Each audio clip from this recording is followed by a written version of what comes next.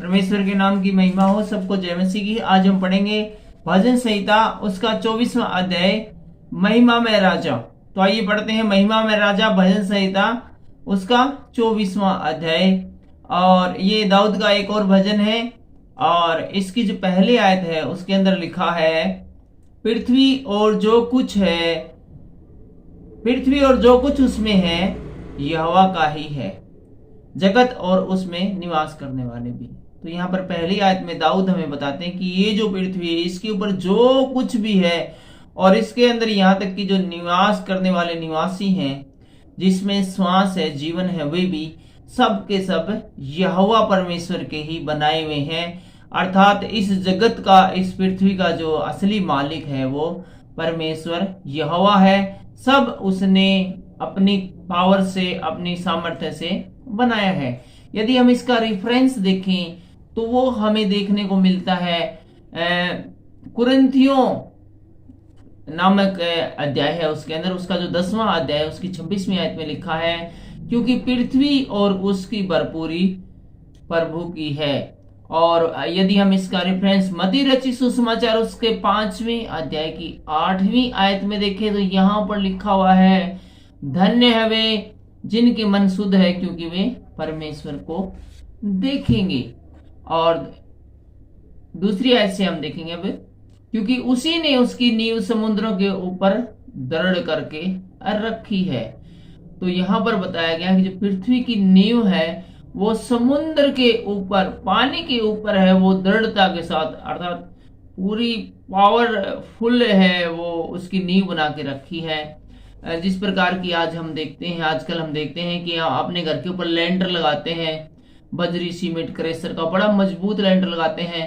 और ये तो कुछ भी नहीं है, जैसे पुल बने होते हैं रोड के ऊपर, वो कितने मजबूत होते हैं। तो इससे भी कहीं बढ़कर मजबूत है वो पानी के ऊपर, समुद्र के ऊपर पृथ्वी को बनाया गया है और महानदों के ऊपर चित्र किया है। और जो बहुत बड़े जो समुद्र है, महासमुद्र है, उनके ऊपर पृथ्वी को चित्र किया है। यहोवा के पर्वत पर कौन चढ़ सकता है और उसके पवित्र स्थान में कौन खड़ा हो सकता है।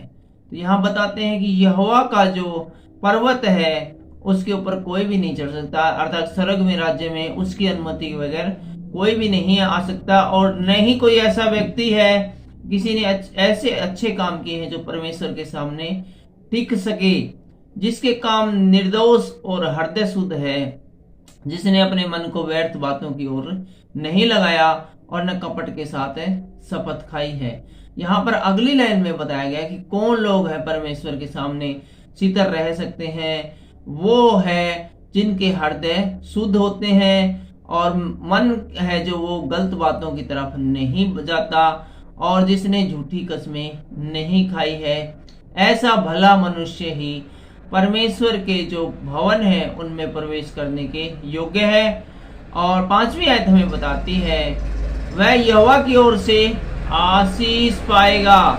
ऐसा व्यक्ति जो है वो यहोवा परमेश्वर की आशीष पाएगा, जिसका जो हृदय है वो शुद्ध है और जिसका मन व्यर्थ कामों की ओर नहीं फिरता और जो झूठी कसम नहीं खाता। ऐसा भला आदमी है, वो यहोवा की तरफ से आशीष पाएगा और अपने उद्धार करने वाले परमेश्वर की ओर से धर्मी ठहरेगा।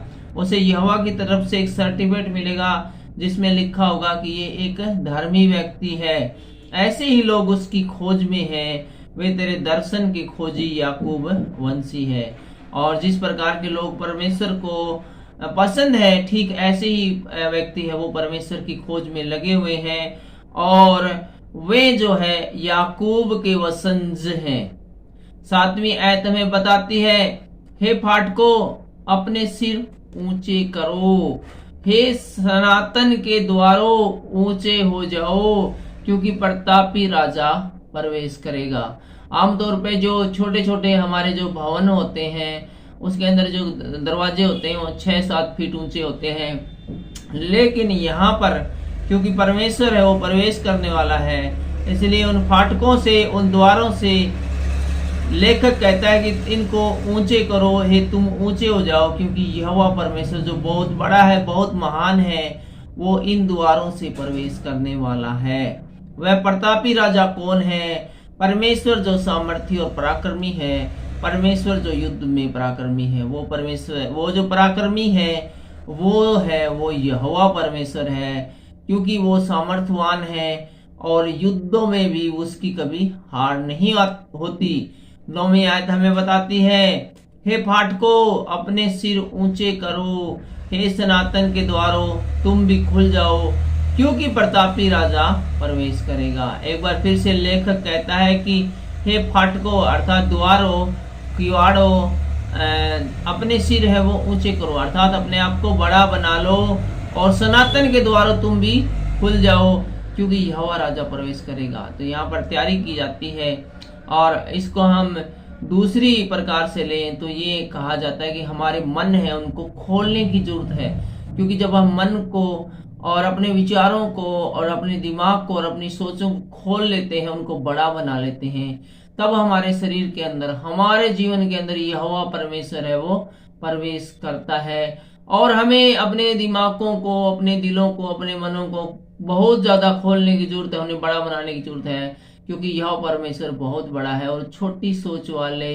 व्यक्ति के अंदर वो नहीं आ पाता है। इसलिए परमेश्वर को पाना है तो पहले अपनी सोच को पॉजिटिव बनाना होगा, अपने विचारों को बड़े बनाना होगा, और अपने आप को परमेश्वर की उपस्थिति के लिए प्रिपेयर करना होगा, तैयार करना होगा, तभी जो परमेश्वर वो हमारी लाइफ में प्रवेश करेगा।